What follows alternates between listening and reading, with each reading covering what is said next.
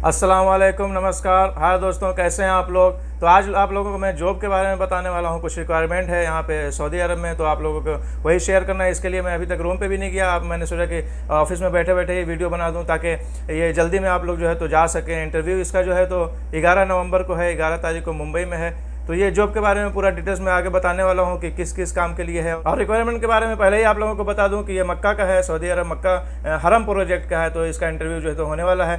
तो जो लोग भी आना चाहते हैं वो आ सकते हैं। इसका मैं पूरा डिटेल्स जो है तो आप लोगों को आगे वीडियो में बताऊँगा। और कॉन्टैक्ट वगैरह की बात है तो आप लोग जान ही रहे हैं कि मेरे लगभग सारी वीडियो में, ज़्यादातर वीडियोज़ में, यानी कि मेरा ट्विटर का, इंस्टाग्राम का, फेसबुक का, सभी का की लिंक दी रहती है। और प्लस में सबसे मेन बात है कि मेरा व्हाट्सअप ग्रुप जो है मेरा, उसकी भी लिंक जो है तो इसमें डिस्क्रिप्शन में रहती है। तो आप लोग वहाँ से कांटेक्ट कर सकते हैं। उसके बाद कौन से ऑफिस में ये है, कहाँ से मेरे पास ये मतलब आया है, तो वो आप लोग डायरेक्ट ऑफिस से बात करके और जैसा अच्छा लगेगा यानी कि जा सकते हैं। तो चलिए, इससे पहले कि पूरा इसके बारे में डिटेल्स बताएं, आप लोगों को एक रिक्वेस्ट है कि चैनल को सब्सक्राइब कर दें और बेल आइकन को भी प्रेस कर दें ताकि इसी तरह के इन्फॉर्मेटिव वीडियो आप लोगों तक मैं पहुंचाता रहूं। तो आइए बात करते हैं। जैसा कि मैंने कहा कि ये जो जॉब रिक्वायरमेंट है वो सऊदी अरब की मक्का के हरम प्रोजेक्ट है। यहाँ पे आप लोगों को मैं फ़ोटो शेयर कर दे रहा हूँ जिसमें आप लोग देख सकते हैं कि प्लम्बर का है। जो अगर से आप लोग में से कोई भी जो वीडियो देख रहे हैं, ज़्यादा से ज़्यादा शेयर करें ताकि लोगों तक पहुंच सके। तो जो लोग भी आना चाहते हैं वो आ सकते हैं। जैसा कि आप लोग देख सकते हैं कि प्लम्बर का रिक्वायर्ड है। सैलरी वगैरह भी फोटो में लिखी हुई है, ठीक है। उसके बाद पाइप फिटर का है। पाइप फिटर का भी सैलरी सेम है लगभग, ये प्लम्बर की जितनी ही। उसके अलावा इलेक्ट्रीशियन का भी है, आप लोग देख सकते हैं। और बहुत यानी कि बड़ी तादाद में रिक्वायर्ड है। जैसे आप लोग देख सकते हैं प्लम्बर का 450 रिक्वायर्ड है और पाइप फिटर का 1350 लोगों की ज़रूरत है। उसी तरह इलेक्ट्रीशियन की 1800 लोगों की ज़रूरत है।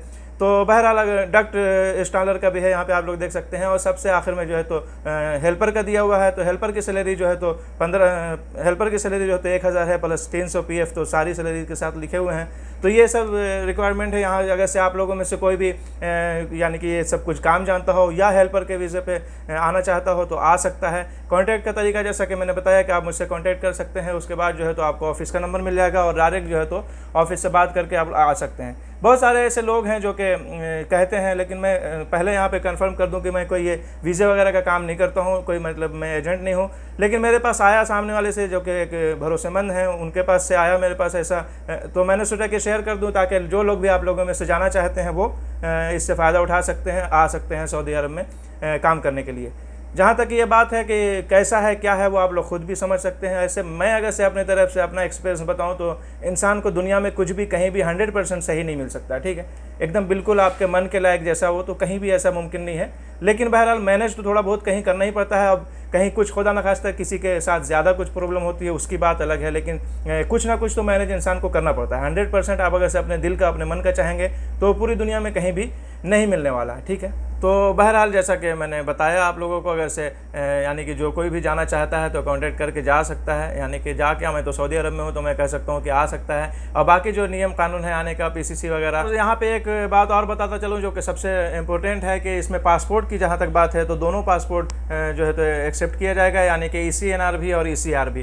तो ECNR और ECR में जैसा कि पता है आप लोगों को कि ECR इमिग्रेशन चेक रिक्वायर्ड और ECNR यानी कि इमिग्रेशन चेक नॉट रिक्वायर्ड। तो इस पर तो मैं पहले भी वीडियो बना चुका हूं, मुझे इस पर बात नहीं करना है। बल्कि कहने का मतलब ये है कि जो लोग ECR वाले हैं वो भी आ सकते हैं, इसलिए कि कुछ पहले ECR वालों का बहुत ही लोचा चल रहा था और इमिग्रेशन नहीं होने की वजह से नहीं आ पा रहे थे लोग, और या आ भी रहे थे तो उसमें बहुत ही लोचा चल रहा था। लेकिन बहरहाल अभी जो है तो ये मैंने कन्फर्म किया है ऑफिस वाले से, तो ये जो रिक्वायर्ड है इसमें दोनों पासपोर्ट ECR और ECNR दोनों ही जो है तो एक्सेप्ट किया जाएगा। तो ECR वाले भी आ सकते हैं आराम से। और जैसा कि मैंने कहा मैनेज वाली बात और बाकी खर्चा वगैरह की बात है जो आप लोग डायरेक्ट कर सकते हैं ऑफिस से, अगर से जमता है तो ठीक है, नहीं तो अपने एक यहाँ पे मैं बात बोलता चलूँ, मुझे याद आ गई कि अपने इंडिया के लोग तो ऐसा भी थोड़े से के लिए जो तो कम बेसी के इसमें रहते हैं, और दूसरी जगह के लोग जो है तो ज़्यादा से ज़्यादा लगा के आ जाते हैं। जब आना ही है तो फिर उसके लिए 10-20 हज़ार का या कुछ भी मतलब मुंह देखने से फ़ायदा नहीं है। जब आपको आना है, जो आना चाहता है वो अगर से थोड़ा बहुत देखता रहेगा तो कैसे काम चलेगा।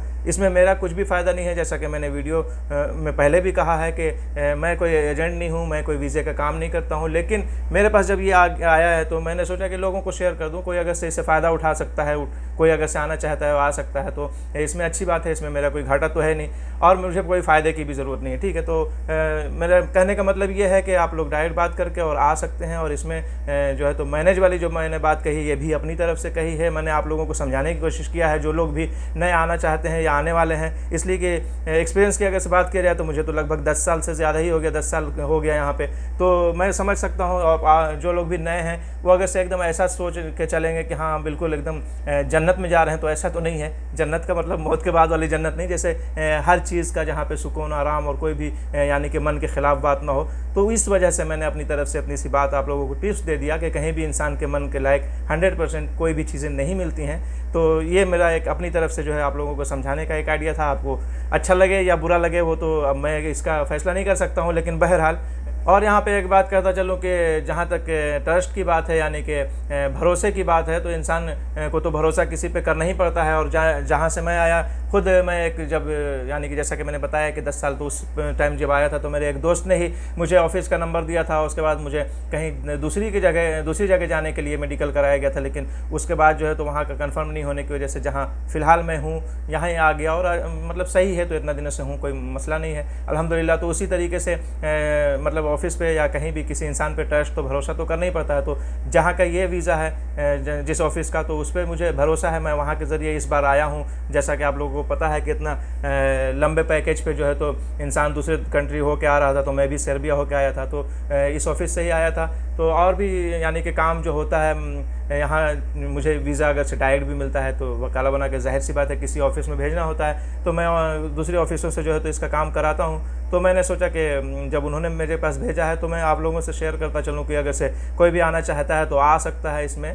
यानी कि ज़ाहिर सी बात है इंसान बहुत ऐसे हैं जो कि आने के लिए परेशान हैं, इसलिए कि अगर से अपने देश की बात की जाए इंडिया की, तो आप लोग समझ सकते हैं कि इंडिया में आबादी के हिसाब से और ऐसे भी बेरोज़गारी जो है तो ज़्यादा है। ज़ाहिर सी बात है, ये मैं अपनी तरफ से नहीं कह रहा हूँ। अगर से आप आंकड़े देखेंगे तो खुद ब खुद समझ में आएगा कि बेरोज़गारी किस लेवल पर है। और इंसान कोई भी यानी कि शौक़ से कहीं भी अपना घर द्वार छोड़ के आना जाना नहीं चाहता है, यानी कि कुछ मजबूरी के तहत ही आता है। अगर से आपको जितना यहाँ मिलता है उतना या उससे कुछ कम ही या उस टाइप का अगर से अपने घर पे बैठ के किसी को मिलेगा अपने घर पे रह के, तो कौन आना चाहेगा। किसी को शौक़ नहीं है कि यानी कि फैमिली छोड़ के यहाँ रहे। लेकिन बहरहाल अपने देश की जहाँ तक बात है तो बेरोज़गारी से बहुत यानी कि बड़ी तादाद ऐसी है जो कि बेरोज़गारी का शिकार है। तो इस सूरत में इंसान जो है तो दूसरी कंट्रीज़ में जाने की कोशिश करता है, जिसमें कि बहुत बड़ा तबका जो है तो ज़ाहिर सी बात है सऊदी अरब में रहता है। तो ये सऊदी अरब के ही रिक्वायर्ड है, तो इसके लिए मैंने सोचा कि आप लोगों से शेयर करता चलूँ।